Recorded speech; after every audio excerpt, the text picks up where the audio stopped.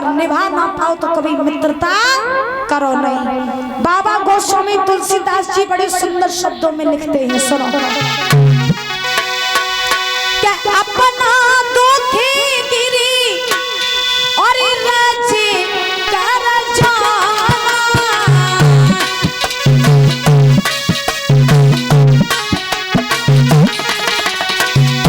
मित्र का दुखी रजू में तू समाना,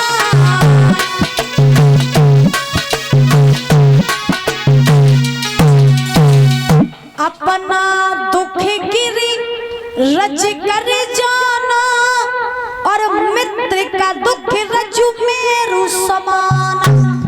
मित्र का दुख, मित्र किसे कहते हैं, मित्रता किसे कहते हैं? मित्र वो होना चाहिए जो दूसरे मित्र के दुख को अपना दुख समझे, जो दूसरे मित्र के दुख में पहाड़ की तरह खड़ा रहे, वही होता है सच्चा मित्र। और आज के जमाने में ऐसे मित्र कौन है? आज के जमाने में मित्र कम नहीं है, जहाँ देखो तो सलाई, दोस्त, फ्रेंड यही दिखाई दे। मित्र कौन दिखाई नहीं दे, दोस्त, सलाई और फ्रेंड। और सुनो, दोस्त, सलाई, फ्रेंड जे कब तक के संगी हैं, जे तभी तक के संगी हैं जो तुम अपनी गाड़ी में डीजल पेट्रोल भराए रहो और अपने सलाइयन को घुमाए रहो और बढ़िया रेस्टोरेंट में जाके पिज्जा बर्गर खवाते रहो, तो जे महाराज सलाई है। और जो महाराज गाड़ी में पेट्रोल डीजल खत्म और तुम्हारी जेब में पैसा खत्म, सो कहाँ के सलाई, कहाँ के दोस्त, हम काऊ नहीं जानत। बोलिए गोविंद भगवान की। तो ध्यान रखना, ये दोस्त, सलाई, फ्रेंड तुम्हारी तवही तक के संगी हैं जो तुम्हारी जेब में रुपया, और रुपया खत्म तो मित्रता खत्म। बोलिए गोविंद भगवान की। आज ध्यान रखना, सुदामा ने बोचना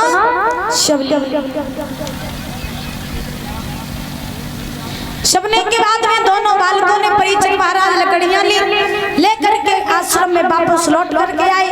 आने के बाद में भगवान कन्हैया और सुदामा ने थोड़े ही समय में शिक्षा ग्रहण कर ली। सुदामा जो थे वो अपने धाम को चले गए, भगवान जो थे वो द्वारका के राजा बन गए। सुदामा ने सुशीला नाम की कन्या के साथ में विवाह किया और विवाह करके बड़े आनंद से रहने लगे।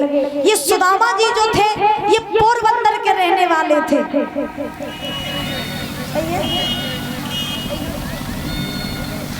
कहा जाता है परीक्षित महाराज क्या सुदामा जी जो थे ये पोरबंदर के रहने वाले थे। विवाह किया सुदामा जी ने, बड़े आनंद से रहने लगे। लेकिन इस विवाह के कुछ दिन ही आनंद से व्यतीत हुए, दिन ब दिन सुदामा जी के ऊपर गरीबी आने लगी। और गरीबी यहाँ तक आई कि सुदामा जी द्वार द्वार जा करके भिक्षा मांगने लगे। ऐसा ही नहीं, कहते न भर भिक्षा द्वार द्वार,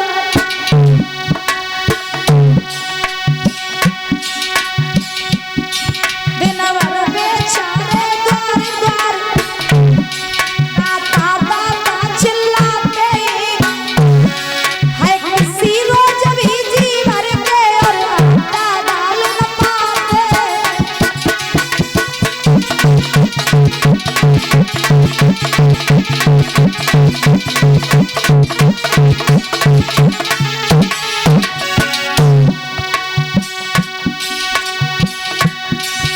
सुदामा जी द्वार द्वार जाते, दाता दाता चिल्लाते भिक्षा मांगने लगे।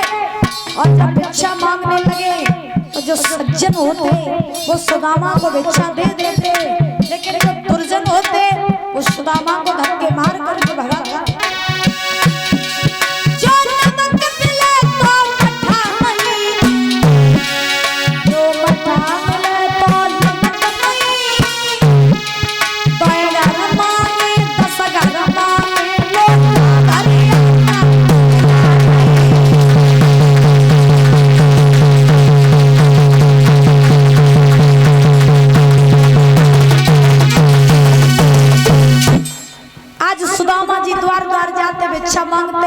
सज्जन जो होते वो भिक्षा दे देते, लेकिन जो दुर्जन होते वो धक्के मार करके भगा देते।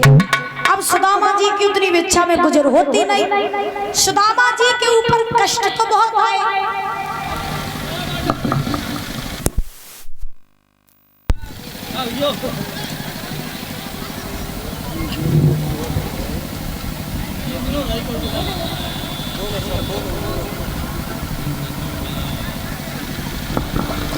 बोले गोविंद भगवान की। सुदामा जी के ऊपर इतनी गरीबी आई, लेकिन सुदामा ने कभी कृष्ण का नाम लेना नहीं छोड़ा।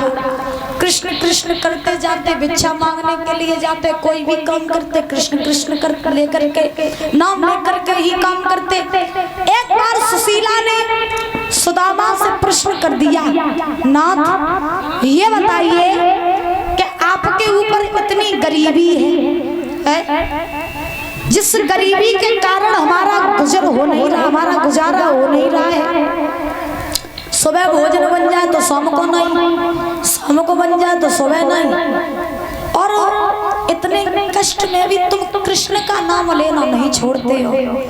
भला ऐसा क्या संबंध है तुम्हारा कृष्ण का? सुदामा मुस्कुराए, और मुस्कुराए कि सुदामा बोले, सुशीला तुम्हें नहीं पता, हम और कृष्ण बचपन के सखा हैं, बचपन के सखा।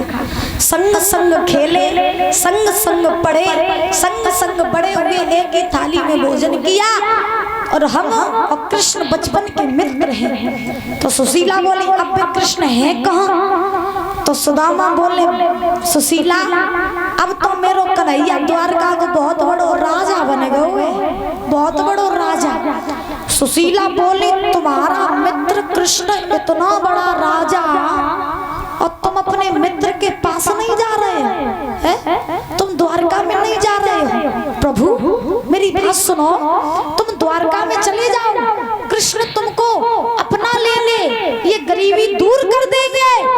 सुदामा कहने लगे, सुशीला तुम्हें नहीं पता है, वो इतना बड़ा राजा, हमें तो मेरा कृष्ण भूल गया होगा।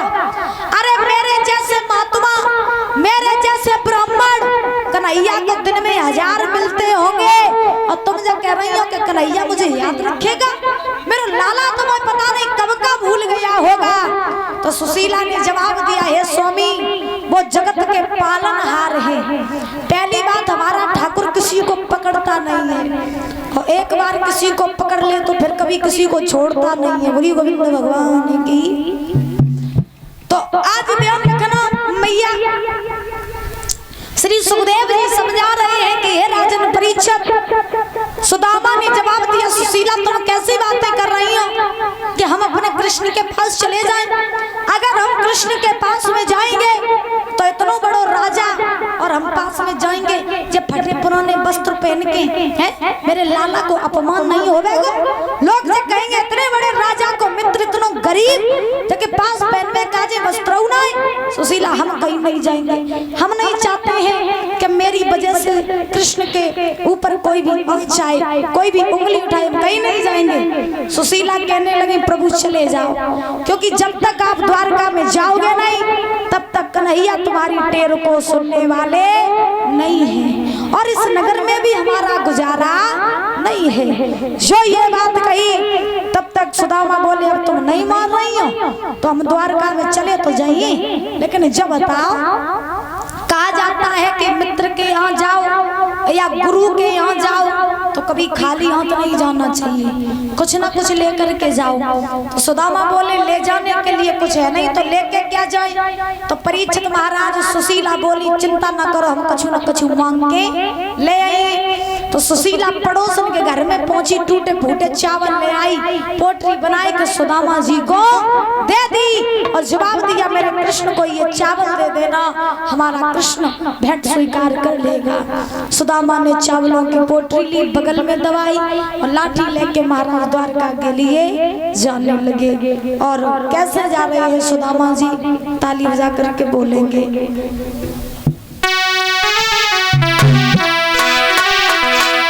बोलो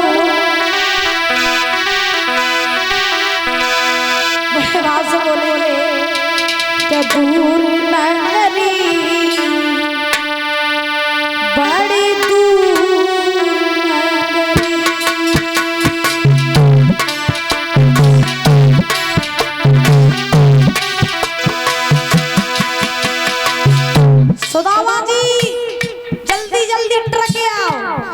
तुम धीरे धीरे क्या ही चल रहे हो, बच गए आओ।